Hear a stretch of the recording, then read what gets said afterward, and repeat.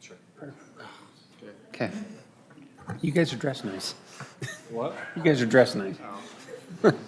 Okay. We'll call the meeting to order for the City of Saratoga Springs for Tuesday, December 7th, 2021 at 6 p.m. Present tonight, I have Councilman Podeska, Councilman McComber, Councilman Wilden, Councilman Porter, and Councilman Karn. So we do have a quorum. I've asked Councilman Wilden to lead us in our invocation and Councilman Porter to lead us in our Pledge of Allegiance.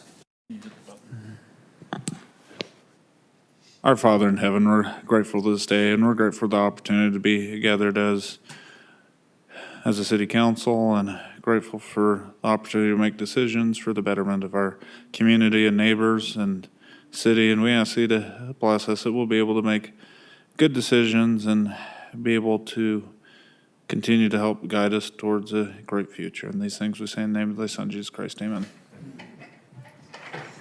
Please rise and join me in the Pledge of Allegiance. I pledge allegiance to the flag of the United States of America and to the republic which stands, one nation under God, indivisible, with liberty and justice for all.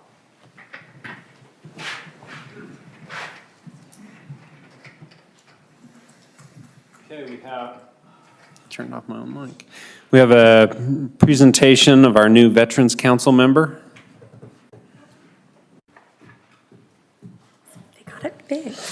Yes, so with COVID, our Veterans Council kind of had to take a pause. And with that, we had some various members that were deployed and some different things happened. And so we're not at a full council quite yet, but we have a new member that we're able to welcome. And I wanted to introduce to you guys today. So James, if you want to come up. And so it is James Wyatt Lechtenberg. All right. This is coming from an Annalisa store, so I feel your pain. So if you want to come up. So James, I actually am going to let him introduce himself. He has a lot of really cool stuff in here, but I don't know what 90% of it means, so. I've got a double-edged sword. I'm in the medical field and also in the military, so it's just acronyms all over the place. So, my name's James. My wife Allie is here. We just moved to the Harvest Hills neighborhood a few months ago, so we're excited to be here. I work full-time at Camp Williams with the 19th Special Forces Group. We've been a military family for over 10 years, so we've been doing that for a while. So excited to help out in the community and then see what we can do as far as getting veterans involved in the city and all the resources and everything. So thanks. Thank you. Yeah.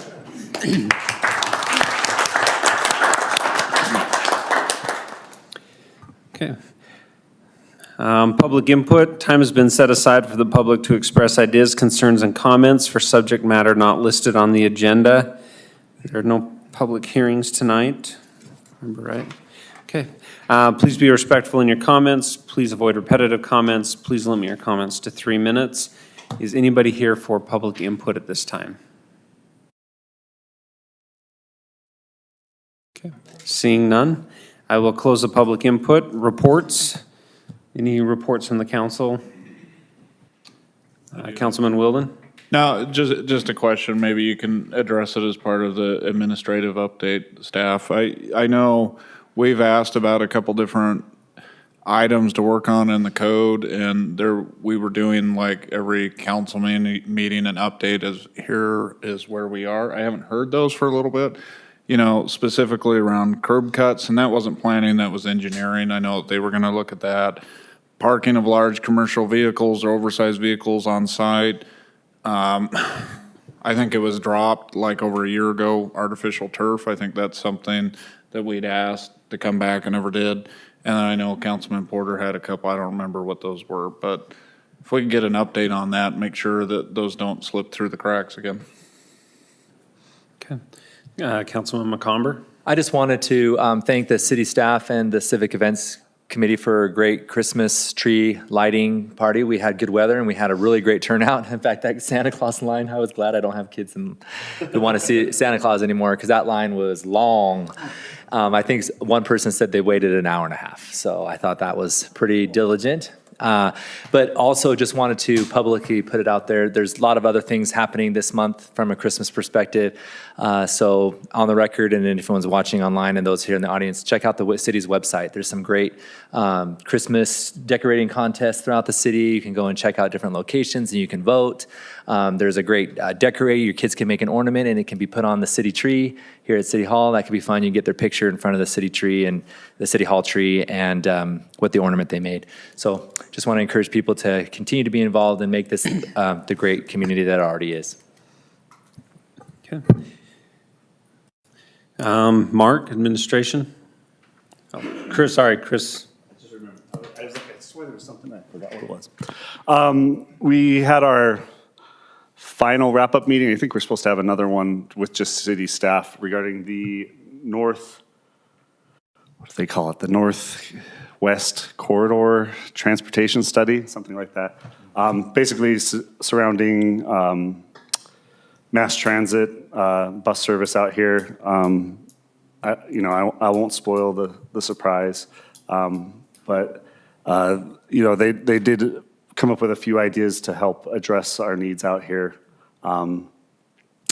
And hopefully we can continue to work with them and encourage them to expand those. Are they going to be presenting to us? Or? I believe once they've finished with the draft, they're still finalizing, like, they've got the draft, but like, we're giving feedback and then they're going to finalize Share stuff. until it's fine. Right, I don't want to. Because you're just really a long tease But anyway, so I know it was an issue that's been brought up by citizens, and so we have been studying how to improve service out here, and hopefully we'll see some improvement in the short term. So. Okay. Mark? As far as official reports, I didn't have any. I do want to just follow up on some of the code items. We've got curb cuts, parking oversized vehicles, artificial turf. There's an ADU map update as well as food truck amendments. So those are all things that are on the plate. And Stroud, Home-based businesses. yes, home-based businesses.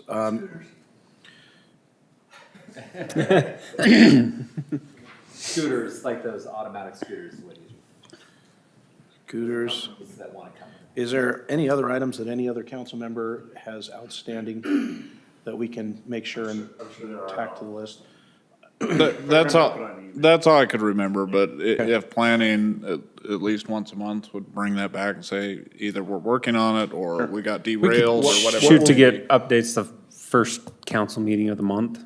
Okay. Because if we did that, I think maybe one of them wouldn't have dropped off about a year ago. So I just don't want to get in a similar position. We'll bring those back to you next month. Perfect. Okay, thank you. Okay, we have the consent calendar.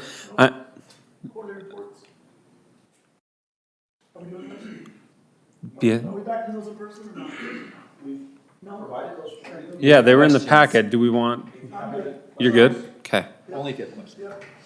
Okay, perfect. I'm going to pull item 2 really quick from the consent calendar. So I'll entertain a motion on the consent calendar, pulling item 2. So made. I was just going to say so made as outlined by the mayor. So I have a first from Councilman McComber, Second. second from Councilman Porter. Any further discussion? Podeska? Aye. McComber? Aye. Wilden? Aye. Porter? Carn? Aye. Motion passes unanimously. Item 2 is our Planning Commission appointments. We had a lot of applicants.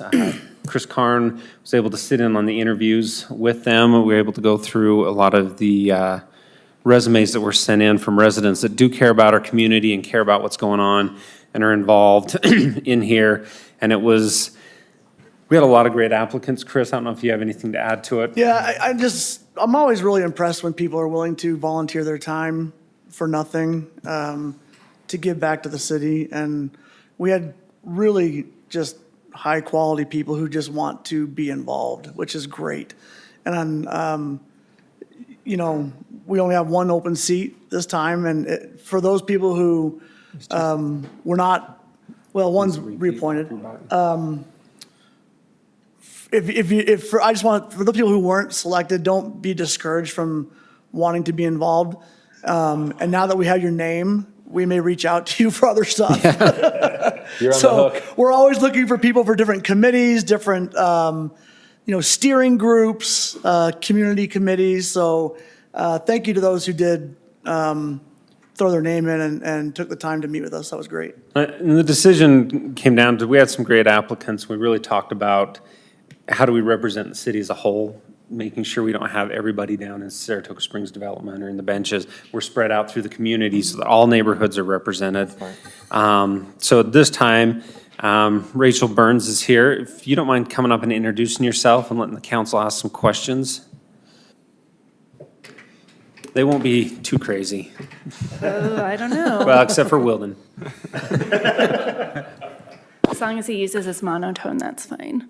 I'm Rachel Burns. I have lived here for about 6 years now, 7 years-ish, somewhere in there. We live in Harvest Hills. I'm just kind of getting out of the mom business and back into the real world. So we have been foster parents for a very, very, very long time. So we're used to dealing with some very hostile people. That's why Steve and I get along really well. And She tolerates me. I'm very hostile. Yes. so, yeah, any questions? Questions from the council? Thank you for your willingness to serve. All those items that were just listed, you'll be seeing those on your packets coming. All right. Title 19, So if you're we'll looking for actually- Christmas backwards and stories, forward. it's the best thing to read. It actually is really good if you have insomnia to read Title 19. Mayor, we actually do the swearing in will be in January then? Yeah. Okay. Thank you. Thank you. Okay, with that, I'll entertain a motion. I move that we approve consent item number 2, as stated on the agenda. Second? We have a first from Councilman Wilden, a second from Councilman McComber. Any further discussion on the motion? Karn? Aye. Porter? Aye. McComber? Aye. Podeska? Aye. Wilden? Aye. I almost skipped you. Okay, motion passes unanimously. Mark, if I remember right, you said item 1 has been pulled for tonight? Yes, that is correct. Okay, we will move on to item 2. What? I was just gonna say, the request was made. Pull that item. If you still want to hear it and consider it, you're welcome to, or you can wait. If the applicant's request to be pulled, I think we should respect that and let them come back with their information. Okay. I'm not aware that they're going to come back. Okay. We're not Okay. aware they're gonna come back unless you'd like to just formalize the recommendation that came from the planning commission and staff on the denial. If they have your understanding is they have no intention to bring it back? But they can, They potentially could. and then they'd Okay. be on Title 19. That's a good point. The So entitlement would be low. let's Might just, wanna do it. Okay, like, do we want to just hear it? And if they're not going to bring it back, we might as well deny it so that we have a clean slate. okay, let's do that. Sorry, Dave. 'Cause then he has to be on the Yeah, just to brief you today, I had a phone conversation with the applicant. He had stated that, in his words, I'll quote as closely as I can, "We know we're not going to be approved, and our due diligence has ran out." Ironically, we already received a phone call today about someone putting housing on the property because it evidently is back on the market now. So with that, All right. do what you will I with say we it then. just Okay, deny it and get then on. I'll entertain a motion on it. We've all looked at it in the packet. Yeah. I can do So it. I'll make a motion. Okay. I move to deny business item 1, Timpanogos Logistics Center, general plan amendment and rezone and development agreement. Reed Hart applicant, 2500 North Redwood Road, ordinance 21-49. I'll second it, but would you mind adding just something else to the Sure. motion? Based on the planning commission's recommendations. So made. Okay, I have a first from Councilman Karn, second You need Councilman McComber. Staff findings and conditions. Yes. With all staff findings and Yeah, conditions. I was going to wait till the discussion, but yeah. Okay, with all Amended. staff findings and conditions. Okay, any further discussion or additions? Nope.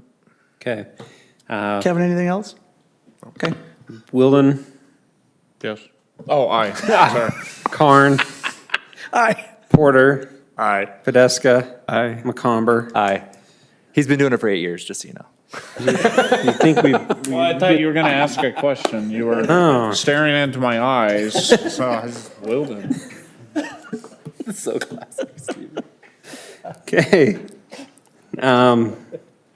Business item 3, Wander, Jordan Promenade. What about 2? Oh, He's been doing it for 12 years. I've been so excited about Title 19. Title 19, R 21-76. Dave? Beeler. Council and Mayor, this is a request for a pending ordinance. Basically, and legal can fill in if I don't fully speak the legalese terms.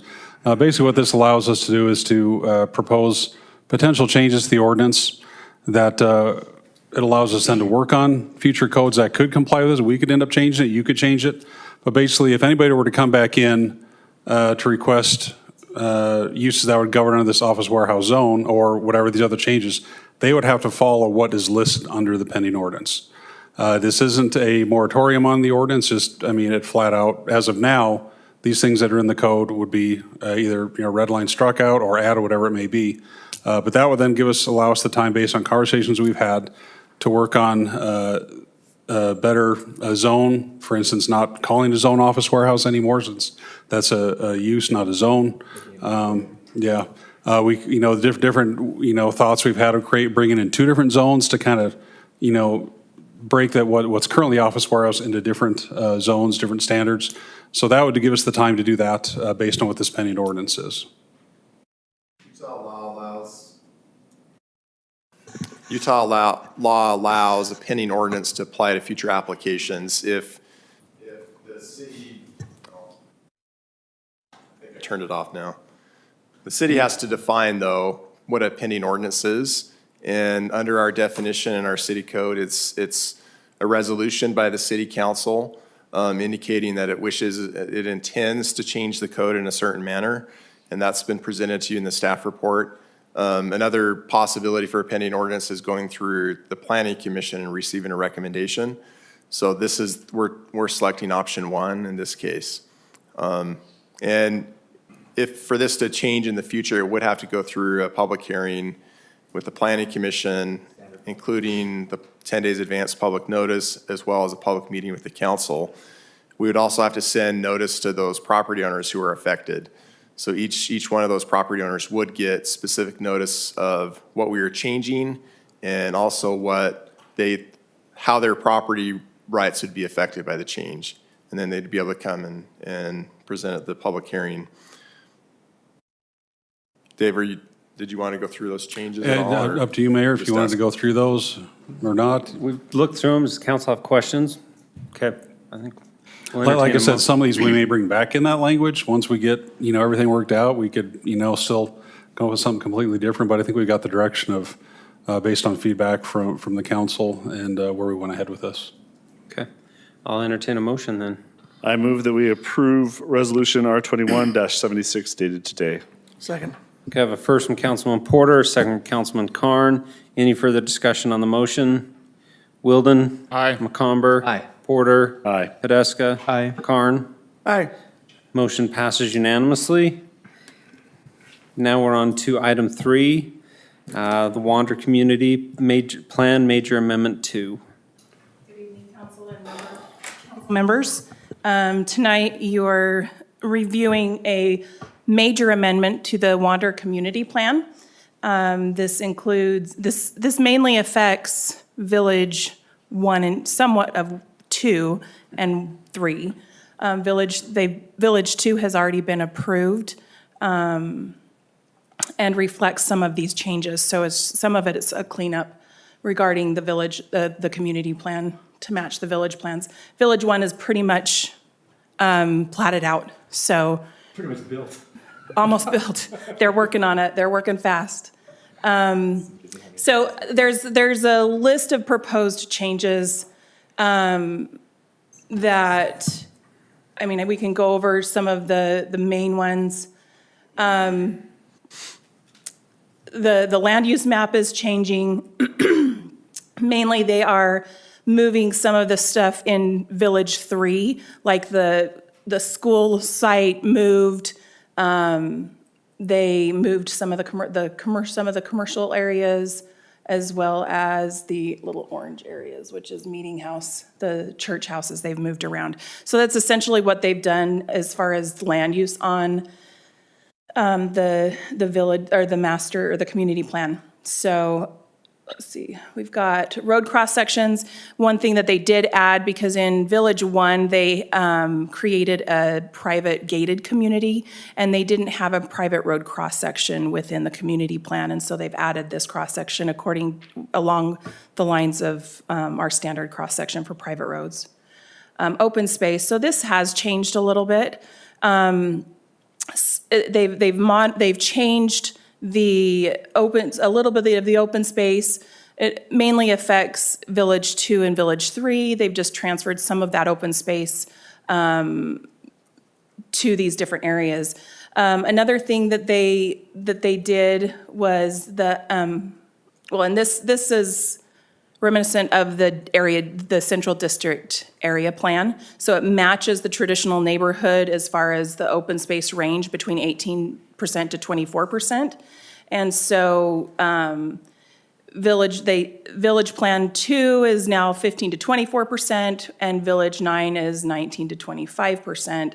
But with those changes, it doesn't, with the overall community plan, it doesn't necessarily go outside of that district area plan. The trail corridors, they moved some of those corridors and adjusted some of the sidewalk trails from the original community plan. The monument, they changed some monument designs in their community plan.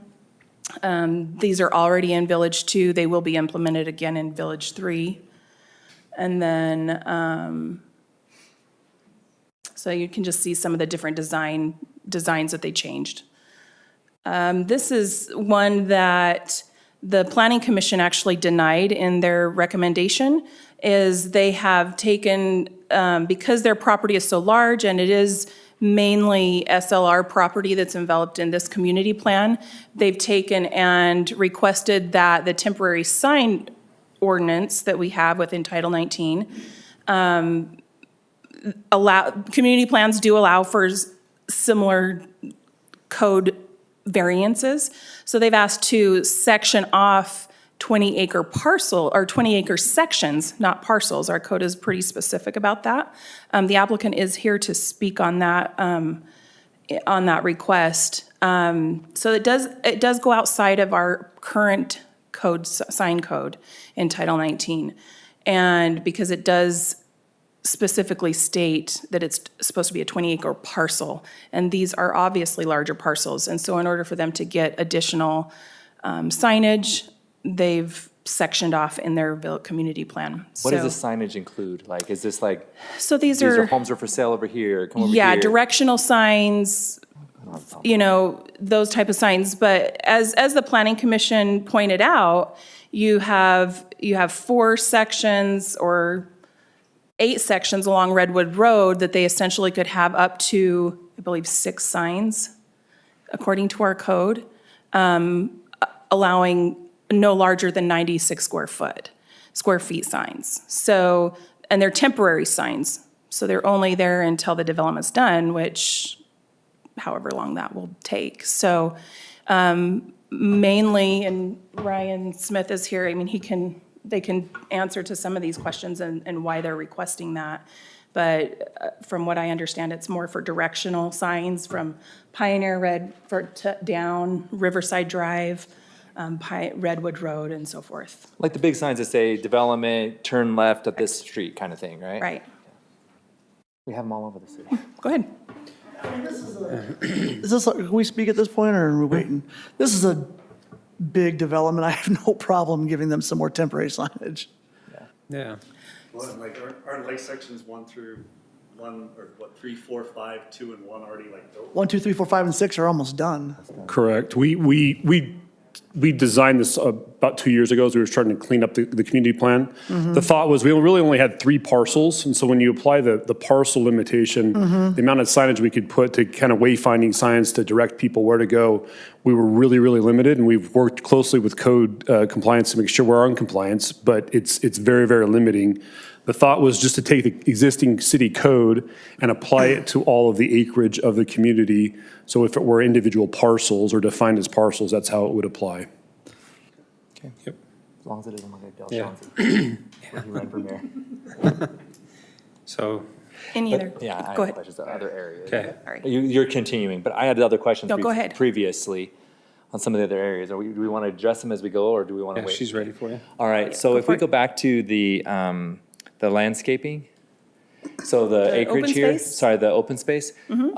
So we're reducing it by about 15 acres from 307 to 294? Is that what it's saying? Yes. So we have Yes. we have an approved community plan. Do we have to approve a reduction in open space? Because already I'm getting a lot of complaints from a lot of the community that this feels very dense, so many houses. And then now I'm going to go back and say, oh yeah, I listened to you and I'm reducing their open space by another 17 or 15 acres. So, yeah, it's up to you. It's don't it's a have to, you right? don't have to. Okay, so can we, when we're going through, if I can remember correctly, we can approve some and then not some of the Correct. components of the change request? You would make that a condition of approval, correct? And then my last thing is, I was just gonna tease them a little bit, because the monuments and stuff they're building, they put really pretty alpine trees in their picture, but they put the not as pretty pine trees, that's what they installed, so. So Those trees, they won't last. your Those graphic die. artist did a great job. Yeah, those trees that you planted, those pine trees, don't like Saratoga Springs soil, just warning you. Okay. Right now, that's all I have. Get through here. Did you have any other questions about temporary signs? No. Anybody? Okay. So they have added some changes to their fencing types. A lot of this came about because of the Rocky Mountain Power Substation and the need to increase the height of that fencing around the Rocky Mountain Substation to 8 feet instead of 6. I believe we talked about that in Village 2. Solid wall. Or Village 1 We had kind of amendment, requested right? that. Yeah, that's us, I think. Yeah, so, and then the next issue is they've asked to increase the density of the community plan from 1,900 units to 2,100 units. Looking at the district area plan, this does allow for that density. As you can see, the range of density is 5 to 32 dwelling units per acre. This is only increasing 200 homes. And most of those is in regards to the type of homes that they've introduced in this particular, in the community plan, and will be in Village Plan 3. Some more designs of their cluster homes. So, and you'll see those in your packet, and we'll go over those here. And in a for second. clarity for me, approving that, they already have the vested rights for the density they've got listed here. Under the district plan. Right. Correct, Kevin? I'll let Kevin answer this. Under the community plan, how much are they vested? What's the grand total that they're vested under the community plan? Originally, they asked for 1,900 units. We refer back to the district plan to verify that that's acceptable in that area. All right. So the district area plan, the city center district area plan, you have discretion about where the densities are located. You also have discretion on the types of uses that go, or where they go. You would have discretion to say no to this, even though the total density is under the district area plan. Remember, we're talking about over 3,000 acres, 16,620 residential, 16,000 residential units over 3,000 acres and 20,620 total ERUs over those 3,000 acres. So, but you do have discretion under that district area plan. We've talked about this before, under the language of that plan, as well as 1926, to determine exactly where that density, where those uses go, and the types of uses and where they go. The council has legislative discretion with respect to that.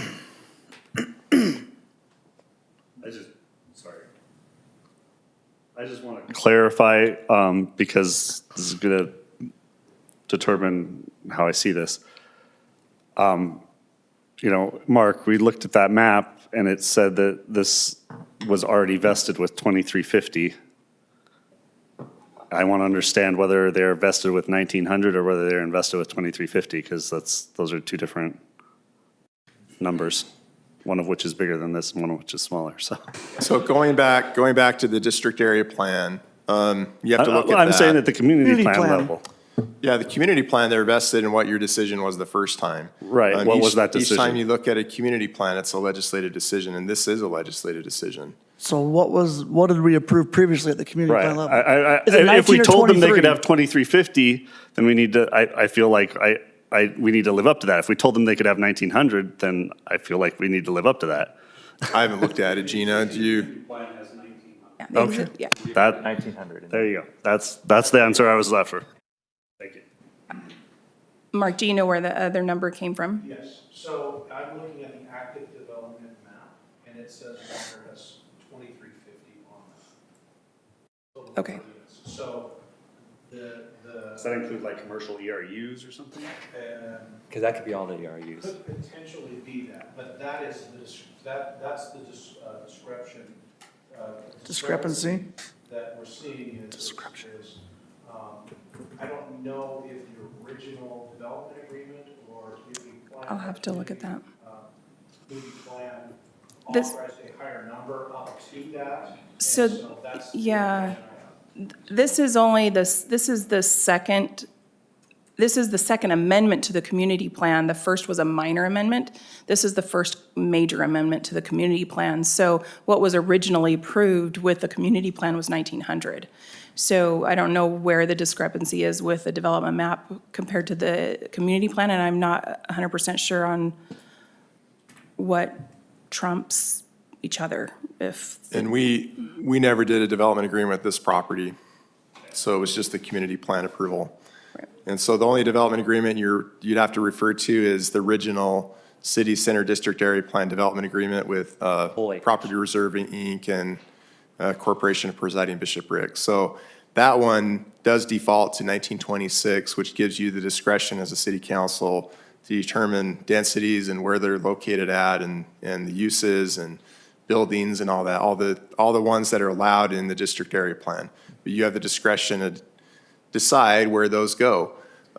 You can't ultimately say, no, we're not going to allow a total of 16,000 residential units over that entire acreage or 20,620, but you would have the discretion to say, no, we only want 1,900 in this location, which is what you did. You made that decision in the community plan. I'm not sure what that 2350 is referring to. I'd like to try to track that down, but it appears that the original community plan said 1,900. And if it's okay, we are, as we're working through this, with our agreements with SLR and the overall area plan, they've allocated greater than the 2,100 to this of that density. We're working, as we're working on the affordability, solving those affordability challenges, the mix of homes has changed from the original application. And so with that, that's where we're getting up to 2,100. I don't know that we'll fully achieve that. We're having a hard time getting even to 2,000. But 2,100 was the request in case we can find ways to deliver more affordable homes to folks. Any other questions regarding this? Nope. Again, it goes. Well, I guess that probably answers my question then. It sounds like SLR is the one that made that allocation. Now, you're not bound by that. You would have discretion to say no to that. Again, this just goes to show on the allocation map, the build-out allocation map, where those units will go. And as I said before, it will go into Village 3 is where those densities would happen inside their cluster and townhome type designs.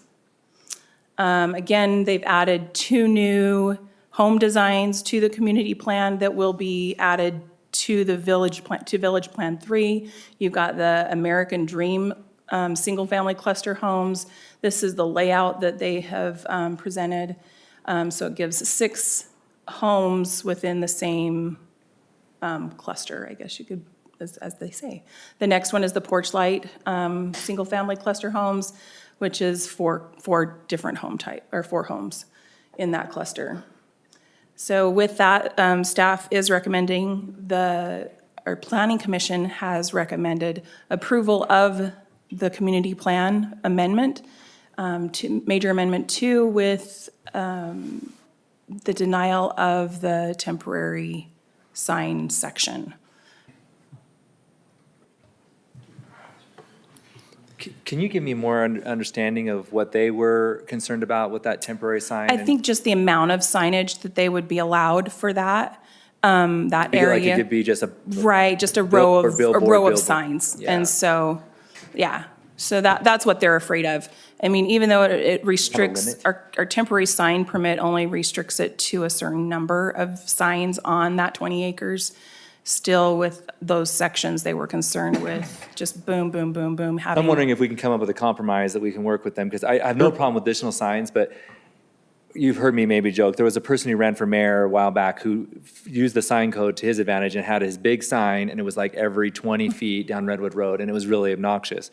I think, obviously, there's a lot of square footage here in this, but they're not looking to put a sign on the Jordan River. They're looking to put all their signs on Redwood Road and Pioneer Crossing. So I can see where the Planning Commission, I think I'm getting where the Planning Commission was maybe concerned, because you're taking all the acreage down by Jordan River and you're increasing the signage at Redwood and Pioneer Crossing. So if we can work with the developer and say, I don't think they want 12 signs. Right. They don't want to look stupid either. But like, if we could say 3 signs and 2 signs, something, we can maybe come up with some compromise. Yeah, the way the temporary sign code is written right now, basically what you see on the map here, 10, 9, 8, and 7, that's basically Village Plan 2. 11, 12, 13, 14, 15 through 19, that's basically Village Plan 3. Right now, those each basically exist as one parcel now. And So so they're only allowed by one the temporary sign code says, okay, you can have one sign or combination of signs, total of 96 for each of those. So they just want to be able to increase the total number of what they can put there, because right now, again, it's based on, there's 2 parcels basically on each side of Riverside now, which says 96 total on each side. So just like, if we were to adopt this Still 4 language, signs. I said they would 2 be signs allowed there. 1 sign on 7, Every section. 1 sign on 8. So they Yes. have a max of One sign of 96 square feet. Right now. Or a mixture of signs up to 96 square If feet. we Right. change it, we're going to allow them to have 4. I think that's excessive, but. Well, so it's one sign of 96 square feet or multiple signs, smaller signs. Totally I know, 96 but right, square if feet. we change it, we're going to allow them to have a sign on 7, 8, 9, and 10. They could have 4 signs at Or 96 multiple signs on 7, 8, 9, with and 10. smaller square. Right. As long as it what- doesn't what if- exceed 96 square feet. What if we put, a cap of no more than 3 signs between 400 South and Pony and 3 signs between Pony and 400 North Between, no, you mean Pioneer Crossing. on Redwood? So 400 is Pony Pony. and, yeah, Pony, Pony, oh, okay. yeah. Yeah, so on this, using these numbers, from 3 to 6, we could only put 3 signs up of 96 square feet each. From 7 to 10, we can only put 3 signs up at a maximum. We've obviously only got 1 sign on Pioneer Crossing, because we've got 1 parcel up there. Most of the signage we would want to add is actually down Riverside to direct traffic to the, which we can't put up right now, because you can't, and then that would be a maximum, right? So that way we're reducing those, there's 8 parcels there. What if we reduced it by 25%? Would that be individual signs, or you still want the option to say, well, we can do multiple, I as think long on- as we still don't exceed yeah, 96? I think on Redwood, we wouldn't want to divide it up. And I mean, we wouldn't want 12 signs on there, right? I mean, I think you want them big enough to be able to be seen, and we wouldn't need a whole bunch of small signs on there. So we could work through something like So that 6, I guess. So you're saying 6 signs on Redwood? as a maximum, not, I mean, right now, I think we've got 4 out there. that whole length of the property. Yeah, that's a They have that's 4 a right lot now. of big signs. I mean, I'm fine with that, if that's what the council's looking at. 6 big signs. You're really in 3, 4, and 5, you're getting a lot of houses. It'll be hard to find a spot for this sign. Right.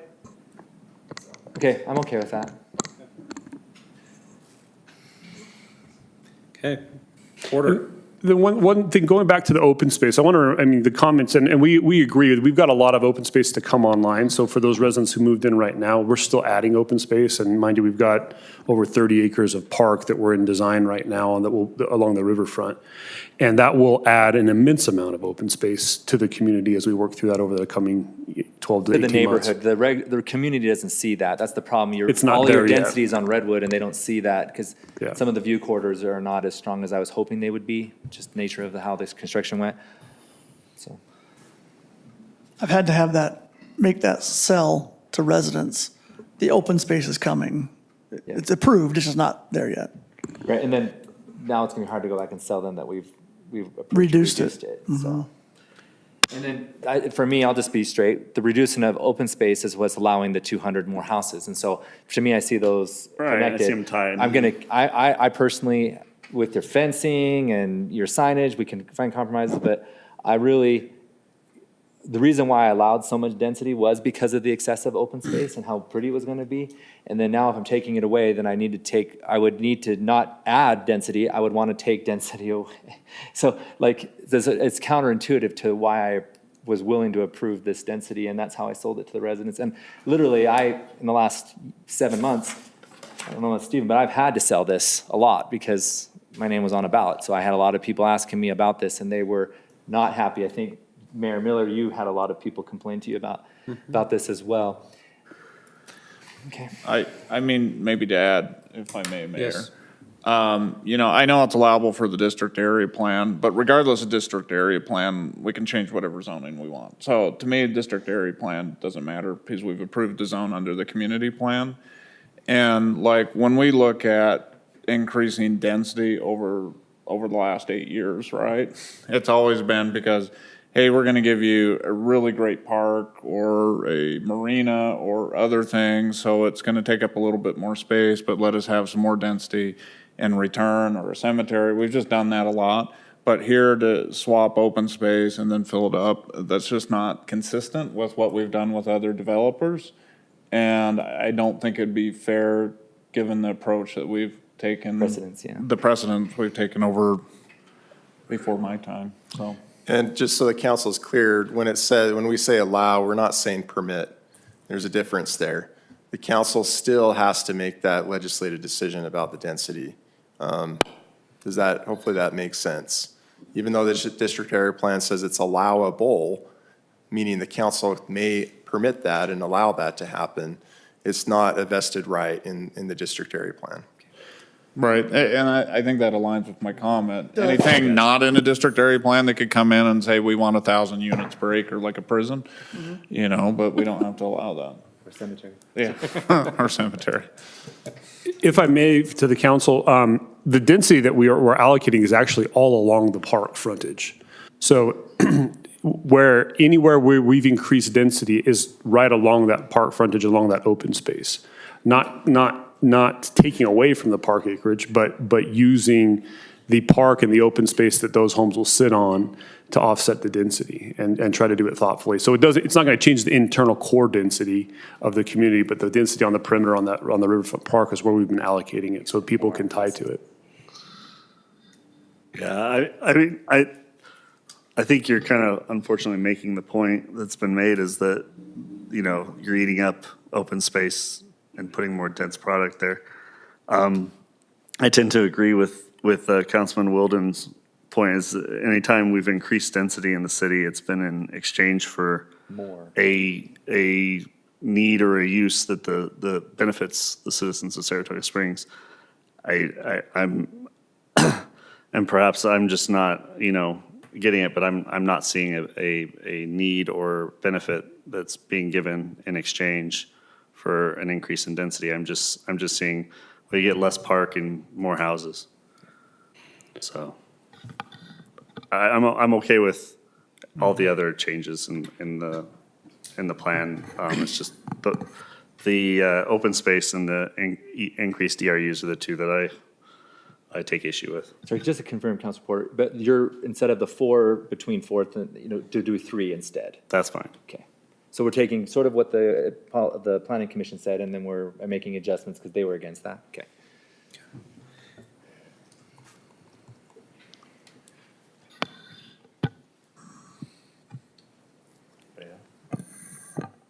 I don't have anything. Okay. If there's no other discussion, I'll entertain a motion. I'll move that we approve business item 3,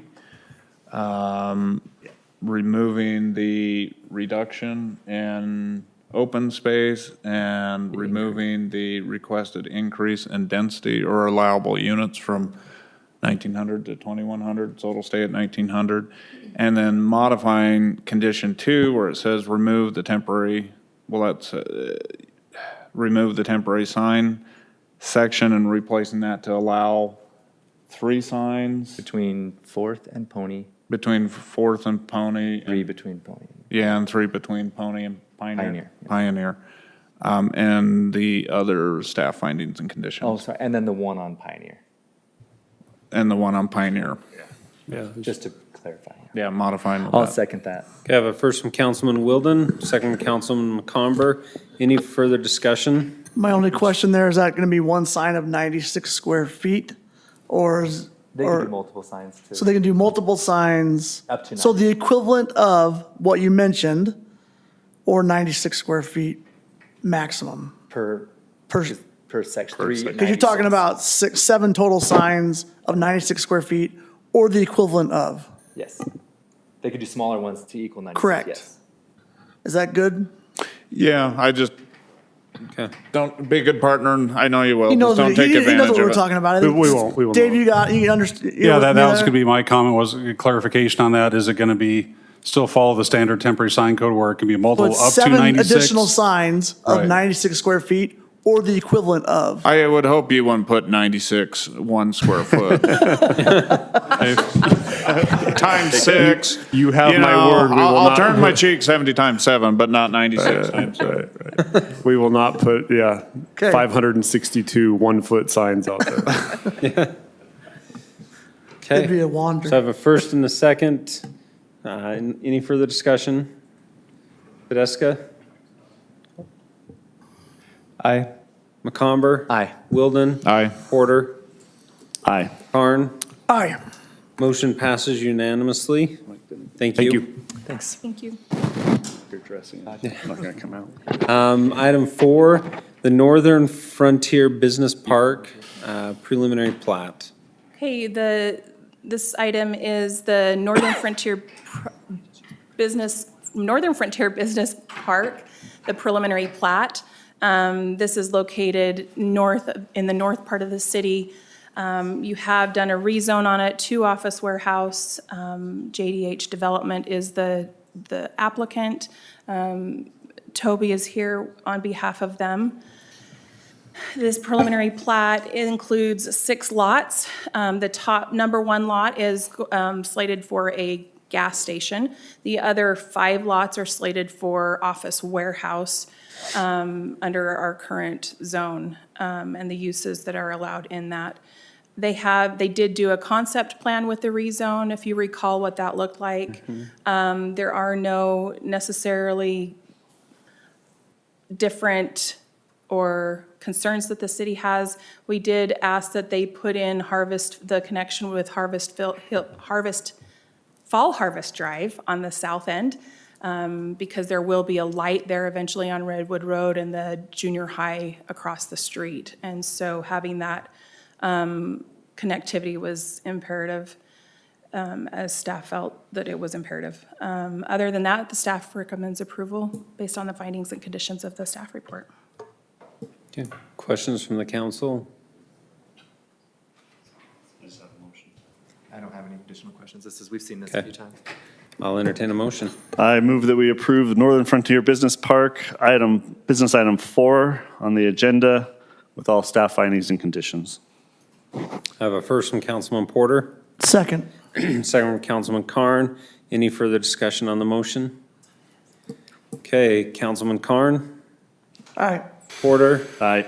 Wilden, Aye. McComber, Aye. Podeska. Motion passes unanimously. It's the same thing you see. Beacon Point Village Plan 2 SLR applicant. Mayor and council, this is the request for Village Plan 2, which will be the second village plan for residential development. We do have a 1 and 1A, 1B with the other existing. This will be on the northwest corner of Beacon Point, as you see here on the map. Basically, it would be residential uses, 154 units. There will be open space. Just to point out, by code, the community plan open space is not required in this village plan. However, the applicant does see fit, and we're glad to see that they are putting in a 1.5 acre park here as well. again, called Beck Ridge, VP2.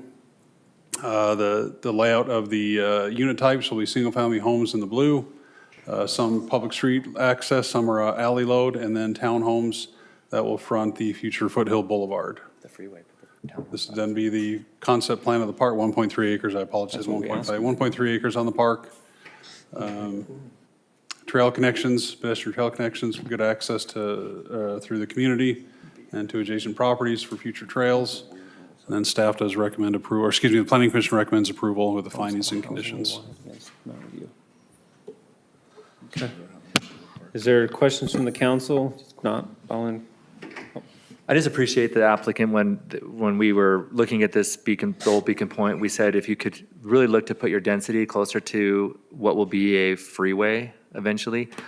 Just appreciate that they listen and then they put their density, because you're not going to want an $800,000, $700,000 home backing a frontage road to a freeway. So I think this is a good design concept. And then, yeah, so I just appreciate that. Dave, will 800 South be put in by the developer as part of this? Jeremy, will that go in at this time? The road to the north of the property? Beside the lines.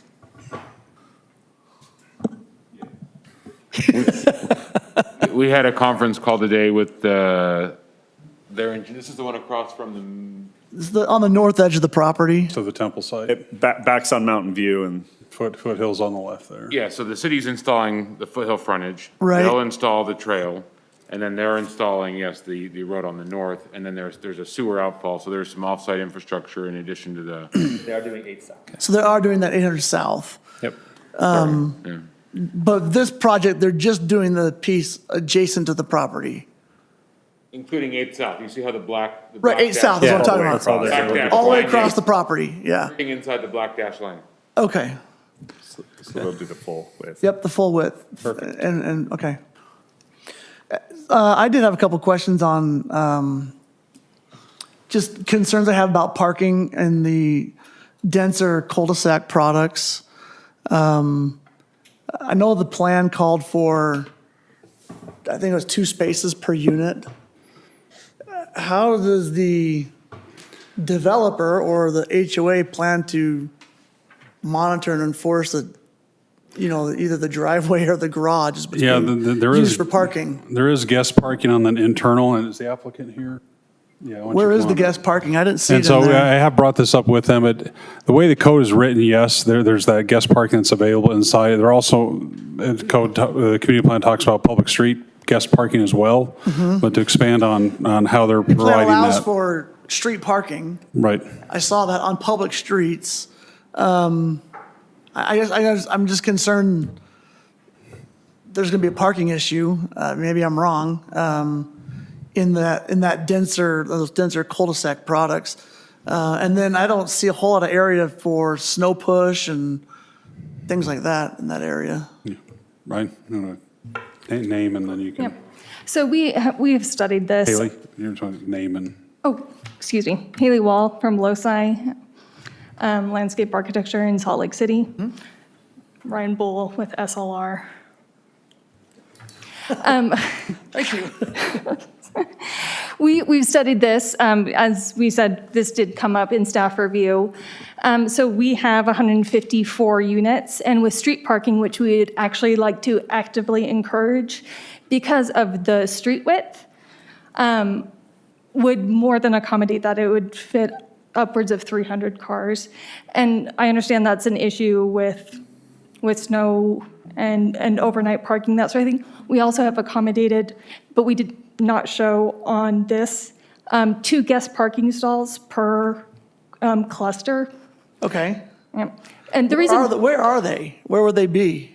So if you see the eastmost entrance, they'll be adjacent to the sides of the homes there. That's a townhome product. And so it'll be to the side of that garage space. So is this an HOA then? Yes. This development will all be HOA, so there's the 4 pool you builders. show and everything will all be managed by the HOA. But the streets, except for those private cul-de-sacs, are public roads.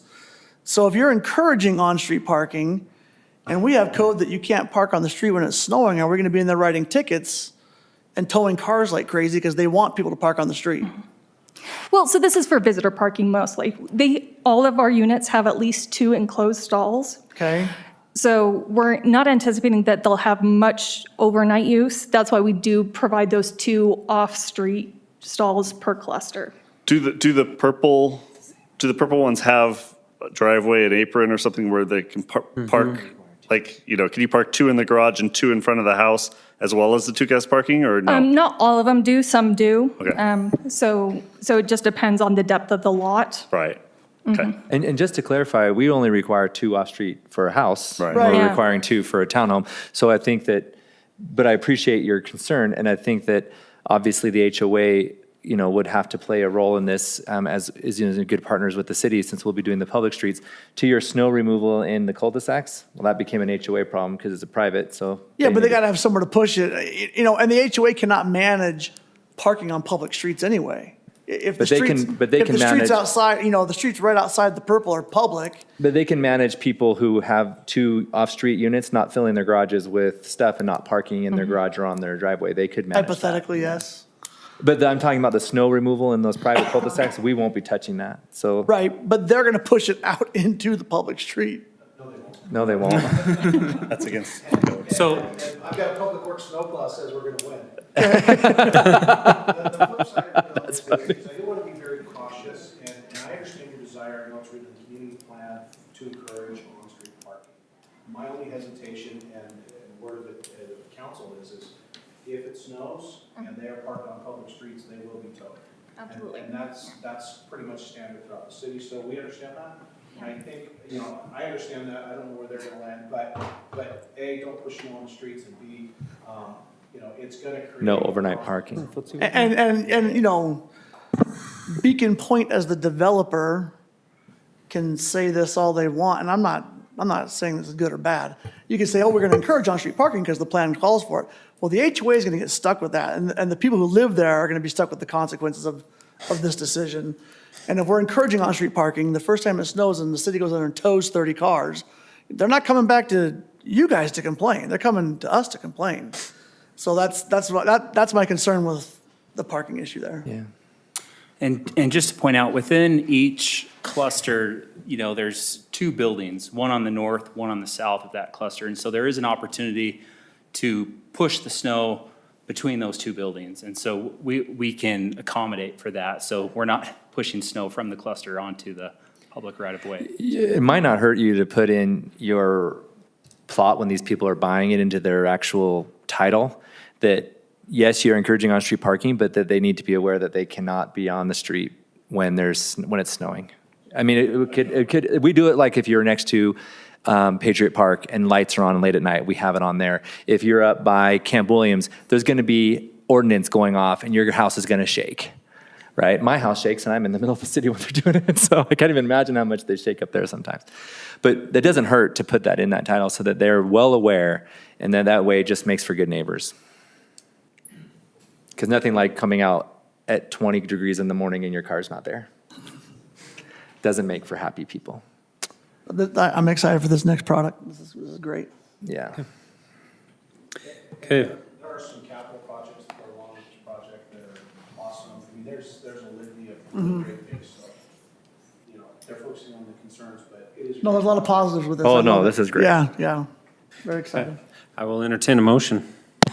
I raised all the concerns, so I move to approve Beacon Point Village Plan 2 SLR applicant northwest of Ensign Drive and Harold Drive. Okay. Ordinance 21-51. I had to put my glasses on. Can you repeat that? I wasn't listening. Just second it. Second. Okay, I have a first from Councilman Carr and a second from Councilman Wilden. Any further discussion on the motion? Carn? Aye. Wilden? Aye. Porter? Aye. McComber? Aye. Podesta? Aye. Motion passes Thank you. unanimously. Thank you. guys. We have the Alpine Springs preliminary plat, Fieldstone's Homes is applicant. Mayor and Council, Alpine Homes is here to request approval of a single-family subdivision in the R110 zone. If you recall, this was rezoned here not too long ago from ag to R110. The general plan at the time, you also changed as well. which was at that time medium-density residential, and that went to the low-density residential. So the applicant is here tonight for preliminary plat approval. A few things on this plat. The current open space plan, they are deficient, so there is an open space agreement, or excuse me, a payment in lieu agreement to make up for that. However, the applicant is also asking for 11 lots that are less than 10,000 square feet. Now, there is an option in the code to allow a reduction of lots. You can't do a reduction on a corner lot, but you can do the reduction on interior lots if there is significant, well, the code says such as, which kind of leaves the door open, there could be more, but such as significant park acreage or a increase in amenity points beyond the minimum, well beyond the minimum. Right now, the applicant, as it's drawn up right now, is short equivalent acres and is short amenity points. And so we've written, we presented this to the Planning Commission. We wrote that it didn't meet the code. And so we recommended at that time to the Planning Commission that not be approved. Planning Commission then does send their recommendation to deny the lot size reduction as part of their motion. The applicant discussion with us just within this last week. They did bring up the idea we did present to them from the start of possibly connecting the trail along the canal all the way from Marie all the way down to Pony. That could be on the table as well. If we do that, we can still take some amenity points down, but they still fall short of amenity points as well, even if they extend that trail all the way down. It'd be great to extend it, but overall, amenity points and equivalent acres are still falling below the minimum standard. Falls below the standard to have 11 lots or any lot reduction? 11 lots. No, but the trail, would that give them 5 or 6? That's what you have to decide. The parameter, the examples it gives in the code, again, it talks about a significant increase in open space. They fall short of equivalent acres. Or well beyond the minimum amenity points. They still fall short of the amenity points, even if you factor in, if they put in the trail down to Pony. Take those points, that's about 650 feet of trail. So if you do the point equivalent to that, they still fall short, I think it was somewhere around 22 points or something like that for meeting the minimum. For any reduction? Yeah. Okay. Thank you for the clarification. And maybe just to add one thing as well, if you remember, the general plan originally called for medium density in this area. The applicant did come to the city and propose a rezone to low density. So they've asked that to be part of the consideration. So just factor that in your decision as well. To me, that can make up 22 points easy. And they've also taken the 22 they've points also that you taken say- the homes off of Marie Way But frontage. you know what I mean? But the 22 points would Yeah. be short by doing the trail. So if we do the trail and they reduce their, yeah. Yeah. Yeah, because when the rezone came to you with the development agreement, the lot reduction was not even in the Right, it conversation. wasn't a part of that, What was included in there beyond the standard boilerplate language was they would not front homes onto Marie Way due to traffic issues in school and people pick up, drop off, which is great. We don't have that conflict now. But yeah, again, the lot reduction was never part of the conversation. And you're presenting exactly how code is written and the points are working, and so it makes sense, but we can look at the bigger picture and also appreciate the fact that we don't have many medium-density housing in this neighborhood. Okay. You can, but really this comes down to those two factors that David mentioned. When you approve a lot size reduction, you have to have a finding that there's a significant increase in the amount or number of parks and recreation facilities. Or how about a very well-needed trail? Or other.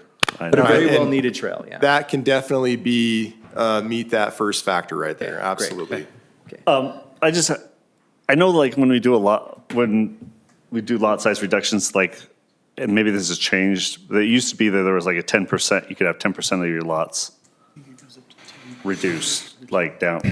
Is that not a thing anymore? I'm trying to think if I've even been here when there has been a lot reduction. It's been a long That was time ago. That's Was old. that okay? But you're remembering correctly, but that's old. Okay. That was my, based on the discussion, I assumed that was no longer the case, because that would get them half of the way that. Yeah, there, the code requirements are on the screen now of what we look at and review. And of course, it's up to you to determine, does that meet one, does that meet two, or neither? It's up to you.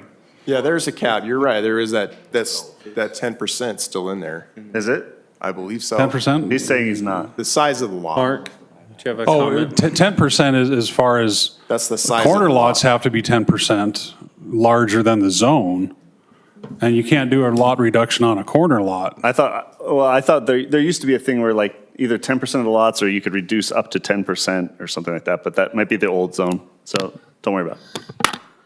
Shelley changed that, actually. Shelley changed that before. she- Mark, you looking Well, to your thought? point there, it's on C right there where the lot reduction can't be more than 10% Okay. of what's required there. So the max reduction would be down to 9,000? I think go 9,000, yeah. And you Got it. can't do more than 25% of the lots, Okay, which they're meeting that, they're meeting that. but you have to make the finding about the community benefit, the parks and Okay. recreation being added. Do you want to make a motion? I can make- Paxton, I have a rather odd question. I'm proposing it as a question because I like what you're proposing. The city in this area, it would be an offsite improvement, is also looking at connecting about another 450 feet of trail. Right. Down to Pony Express, correct? Well, I'm talking in addition to that. Would you consider an additional 450-foot offsite trail in exchange for some of those points? Would we get amenity points like we do for the rest of the trail? So all that would be the same? Yeah. Same open space credit. Well, there's a little bit of a snafu. It's a little bit tricky.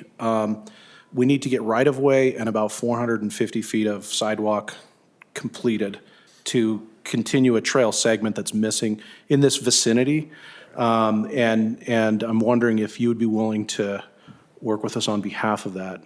It's a tenuous situation, and perhaps in exchange for some of those points, as opposed to us getting a cash payment, a fee in lieu payment or something like that. And if it doesn't work out, it doesn't work out, but in exchange for. And we're not going to hold up their development as we No, work through it. I'm just. Absolutely. I'm just seeing an opportunity here to try and address some of the other. Mark, how much was the trail you're looking for? Roughly 450 feet. This is on existing city property. No. I understand this trail is on existing city property. I'm asking in exchange for some of those points, we've recently received some Trail. concerns about It's the trail Barlow property connectivity in that this he's referring area. Trail connectivity in this area, and I'm wondering if a third party couldn't help us Help the make elementary some school? headway on something like that. Yeah. And then, Great and if it idea. doesn't work out, they can always still do the points. Yeah, and I don't want it to delay their project, but I'm wondering if it couldn't help. Just to clarify that, if they were able to assist in acquiring the property, we could give them acreage points. If the city Correct. acquired the property, you would just get the amenity points. Right, right. If you acquired the property, then we could give you the acreage as well. Yeah, I mean, we can't, Motion this. I mean, this is catching me a little bit It's cold. completely catching you off guard. What I'm suggesting is in addition to, we like what you're offering. We think that the trail down to Pony is a good offsite improvement that helps to justify the lot reductions. All I'm suggesting is instead of paying the delta on those additional amenity points that you might need or open space points, we have an opportunity here to connect 450 feet of trail off-site. We would give you the same credits for those, and it would be a benefit, to the We're local. absolutely open to It would be discussing really that. close, Mark, because roughly Off-site they in would the put same in, area. Yeah. they'd But you'd roughly have the put in same guide. 645 feet down to Pony. I'm talking in addition to that. Right, but I'm separate- saying that gives them 26 more points if they extend down to Pony. That you want a little less than that, so they may get 20. It'd be real close to actually meeting their points. Okay. So again, give if you you the will be flexibility willing to in the motion. entertain that, if you could make your motion I'll make it flexible enough for flexible, that. yeah. We're ready. Well, and that's something that staff could work out too. That's what I'm going to get you. In the motion, I'm going Right, to give it's- you the Give ability. Mike You a don't have minute, to he'll make that get it. decision today, No, though. I'm not. I'm giving you the opportunity. I move that Alpine Springs preliminary plat Fieldhouse Homes applicant 401 West Marie Way be approved with all staff findings and conditions, adding an additional condition that allows staff to work with the applicant and is flexible in how the points are allocated for both open space and amenity credits. That's great. Well, second. Okay, I have a first from Councilman McComber, second from Councilman Porter. Any further discussion? Just thank you to the applicant for listening to feedback we've provided previously and getting your frontages off of Marie Way. My only question for staff is, do we have no parking on Marie Way on that side of the road right now? Wasn't that a request of the school? We got, Does that affect the motion? Is that a motion? I don't believe there's parking allowed because it blocks the Okay, buses from being able I'm probably out of line on the motion, so, okay. I'm good. I'll ask Clarify after. after. Yep, that's fine. That's a school district thing. so- perfect. Councilman Podeska? Aye. McComber? Aye. Wilden? Aye. Karn? Aye. Porter? Aye. Motion passes unanimously. Thank Thank you. you. Thank you very much. Just your point, Thanks, Ken. if I quote Mark correctly, he said, we talked about in the past, I think the rezone was Mark was willing to put signs up that it says the cheaper than always paving. Yeah, it's just a matter of, I don't know if we do it or not, so, okay. Okay, Code Amendment Title V. Cindy, do you want to present this? Oh, ton. Mayor what and it could've council, been? this is Title V changes. What we're doing here is repealing and replacing the current Title V. The city recorder's office initiated these changes, did a ton of research, looked at other cities and their codes, and identified a number of things that we needed to fix with our code. At some point, the changes became so extensive, we just felt that a repeal and replace would be most appropriate. It's been reviewed by the city recorder's office, city manager, the planning department to verify compliance with Title 19, and also our office as well. There's additional provisions that will need to be brought later for certain types of businesses that we haven't had a chance to really go through, like massage, places that provide massages. I didn't want to say parlors because that's a bad thing, but other sexually oriented businesses, for instance, we wanted to take a closer look at that. We have to allow that somewhere in our city, and we do in the industrial zone. But those are other provisions that we will bring back at some point. But these, for the most part, are very general in nature. As you'll notice, the city council is no longer the appeal authority for hearing business license appeals. It'll go to the city manager in the future. We've also added definitions. We've added provisions with respect to licensing for establishments that provide alcohol on site and also off site. And so we feel that this is compliant with state law and gets us, takes some huge steps forward in being able to better issue business licenses and make our process more efficient. So Okay. Mark is adding in as well. He's agreeing with everything that I'm saying. Maybe they can go into the lobby. Are there any Cindy and comments? Kayla had anything to add, but that's in summary what we did. Any comments from the council? If not, I'll Yeah, entertain a motion. I have a couple. Okay. Go ahead. Councilman Podeska. Okay. Kevin, I just wanted clarification on, in that, let's see, it's section 5.10, residential rental housing. I just wanted to make sure that in the definition of rental units, that it covers any sort of like RVs or non-structural units, or sorry, what am I trying to say? Housing types. Yeah, just something that's like mobile homes or anything like that, that's, if that definition covers those items. Non-permanent structure residence. Yeah, non-permanent structure things. You know, I'm not entirely sure about that. None of this is intended to take the place of Title 19. I don't believe we allow renting out of RVs and mobile homes.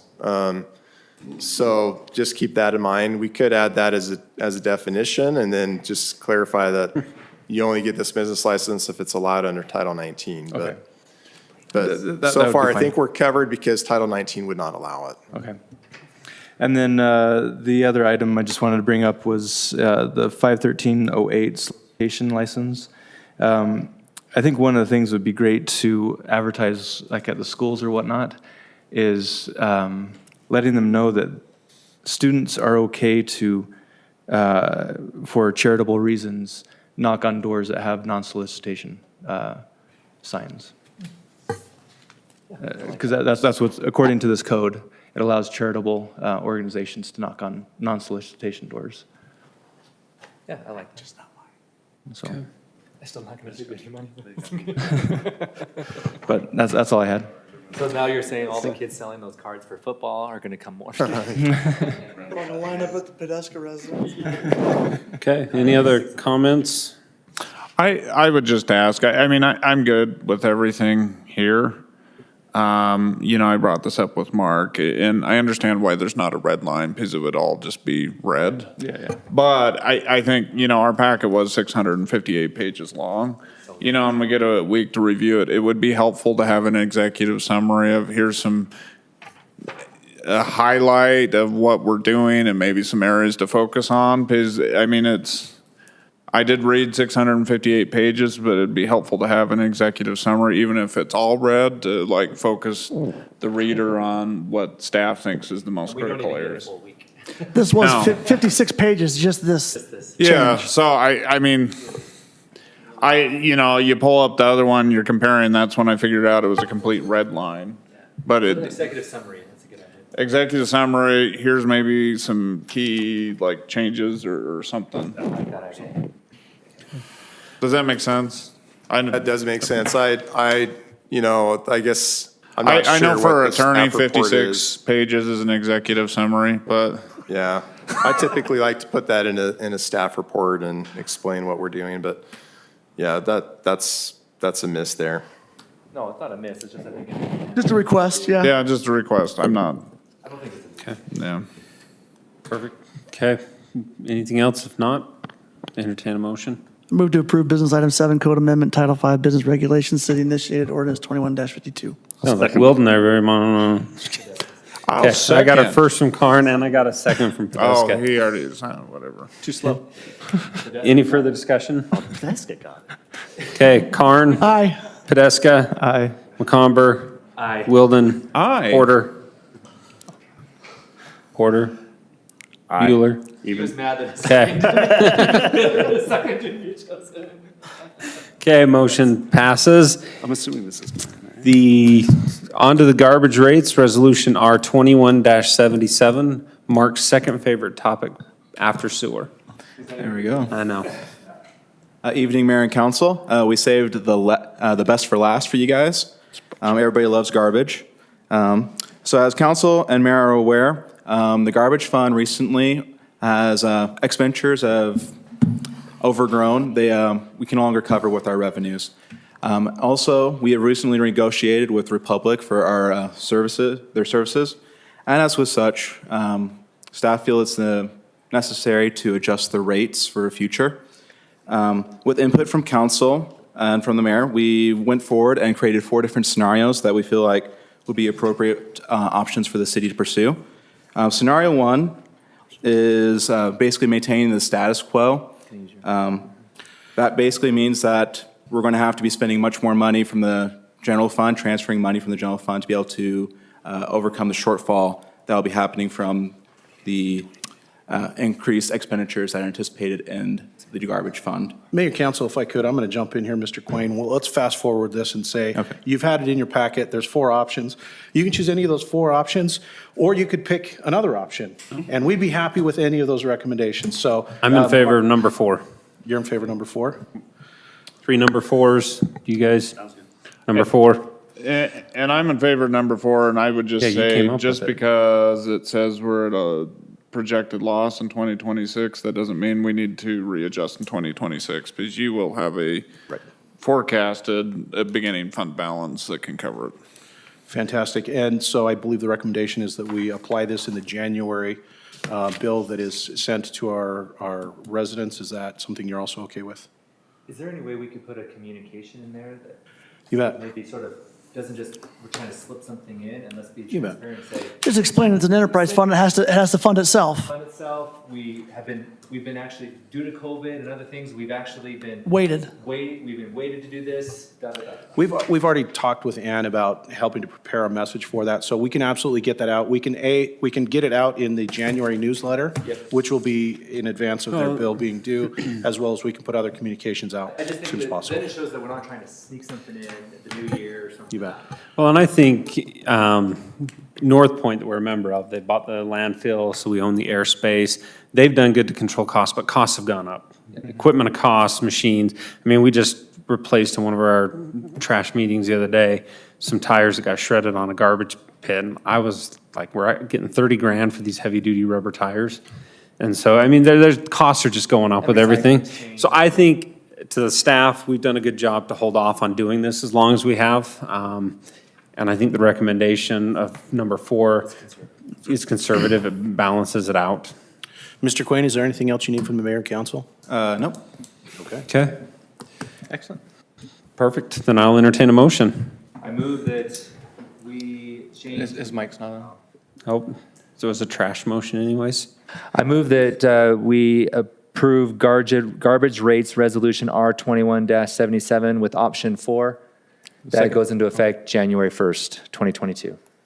Okay, I have a first from Councilman McComber, Second. second from Councilman Podeska. Any further discussion on the motion? Karn? Aye. Porter? Aye. Wilden? Aye. McComber? Aye. Podeska? Aye. Motion passes unanimously. To go to Cabela's. Thanks, Mr. Do we have a Quinn. closed session tonight? I think we're good. Okay, perfect. I will adjourn the meeting. Merry Christmas.